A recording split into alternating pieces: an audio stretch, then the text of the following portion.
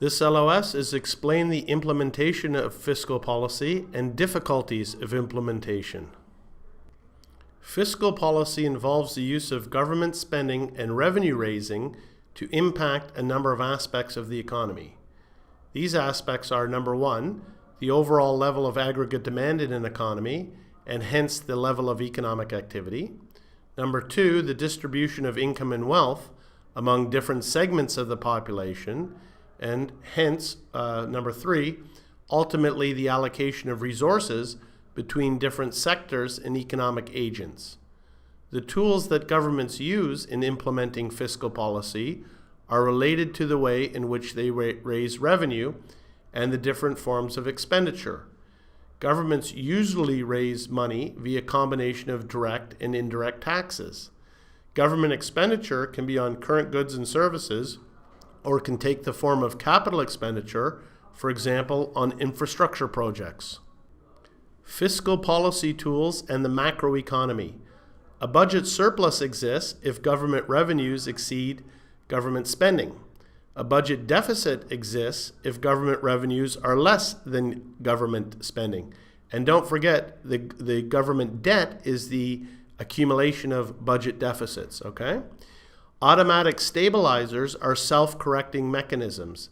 Some examples: in a downturn, government transfer payments increase, for example, unemployment benefits, okay? In a booming economy, taxes increase, especially if progressive. These stabilizers may exaggerate or exacerbate fiscal policies if not taken into account by the government. The national debt of a country increases with government deficits. As I said, you have to understand the difference between a deficit, that's an annual measurement, but the debt is an accumulative, it's on the balance sheet, okay? At some point, a nation will be considered insolvent. The budget, whether surplus or deficit, may not indicate a government's fiscal stance because automatic stabilizers may affect the budget. You should look at the structurally adjusted or cyclically adjusted budget deficit. Fiscal policy is difficult to use to stabilize aggregate demand because, number one, there are lags. There is a lag between a slowing economy and the data to access such. That's the recognition lag. It may take several months to implement. That's the action lag. And it may take time for there to be any impact on the economy, which is the impact lag. So you can see that's nice material for a multiple choice question, least likely, most likely. But the important thing there is fiscal policy is difficult to use to stabilize aggregate demand because of the lags: recognition lag, action lag, impact lag, okay? So it is difficult to predict where the economy is heading apart from any fiscal policy, and some policies may make things worse, in fact.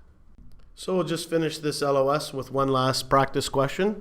The least likely explanation for why fiscal policy cannot stabilize aggregate demand completely is that A, private sector behavior changes over time, B, policy changes are implemented very quickly, or C, fiscal policy focuses more on inflation than on unemployment. Okay, in this case, you got to be very careful. It's looking for the least likely explanation, so you're looking for the false, and what quickly pops out at you is B, policy changes are implemented very quickly. No, we just looked at a slide talking about the lags, okay?